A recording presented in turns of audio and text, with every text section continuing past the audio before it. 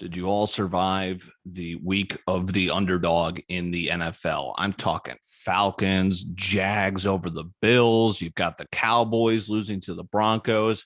Luckily, I had the Chiefs in my survivor pool, so I'm still moving on. A lot of people got clipped as more and more underdogs begin to start covering, not only covering, but also winning outright. Tennessee, without Derrick Henry, smacks the Rams. Bears cover.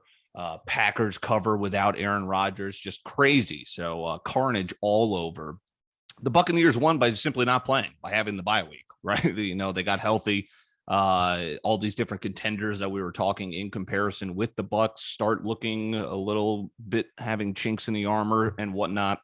The NFC South is trash. The schedule's super favorable for the Buccaneers. They're probably going to snag the 1 seed in the NFC. Bills, throw that out the window. Manning curse, right? That's starting to turn into a real thing. We didn't have a Manning cast last night, so no one cursed yet. But Josh Allen was the latest guest, and they put up a stinker in Jacksonville. Just one of the inexplicably, I knew it was going to be a weird game, stayed away, figured it was going to be close. Did not think we'd see 9-6. And Urban Meyer all of a sudden celebrating a couple of wins, Dolphins and then the Bills. And the Bills, look, I still think they're solid. Josh Allen's playing himself out of the MVP race, right? He's looked docile the last couple of times. Easy division. Jets and Dolphins are terrible. They've not really beaten anybody, right? But I still think the Bills are solid, as we'll see again as they move on and see if they can still stay in the top of the upper echelon of the AFC. But the Titans, look, they've got the easiest schedule remaining. Easiest division possibly in the AFC South too. They could, and potentially get Derrick Henry back. This is a team that's been in the playoffs with Tannehill, Henry, Vrabel. Bills and Titans kind of usual suspects. Titans, can they hold on and maybe snag a 1 seed and maybe do some damage with that? That defense is good. Defense can play, as we know, certainly in the NFL. Yeah, Rams lose to the Titans. Rams are still good. Von Miller didn't play. That was the big trade deadline acquisition. Excited to see what that can add to the defense. Packers are still 15. Defense looked good against the Chiefs, who seriously look like they've lost a step, like even offensively.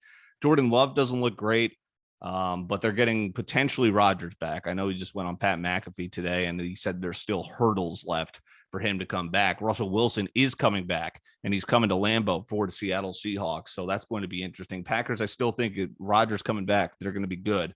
But Rodgers slipping away from the MVP race because he could potentially miss 2 games. Murray's probably number 3. Are you seeing this too? ESPN.com's putting this out. Matt Stafford, their choice for the NFL. Yeah, I told you. NFL MVP. Told you that last week. Come on. Had the stinker, right? Looked bad against the good Titans defense, but still leading the league in passing now as Brady had the bye. And I still think we'll be able to keep pace with Brady. They're the 1-2 in the MVP race right now. Kyler Murray didn't play. He's my number 3. People are making the case for Lamar Jackson. Sure. He's not putting up, he's not even on pace for his first MVP season again. So, I mean, you could put him at 6, I think. The rushing yards are what's getting him, the touchdowns as well, and they have a good record. So he's still there. I don't think you could put him at the top yet, though. Dak took a hit this weekend against the Broncos. Rodgers not playing. Kyler didn't play this weekend, and we'll see what he has in store for this week. So that's the NFL Minute. I think the Bucs still kind of the winners of the weekend by just watching all the carnage from the glory of the bye week.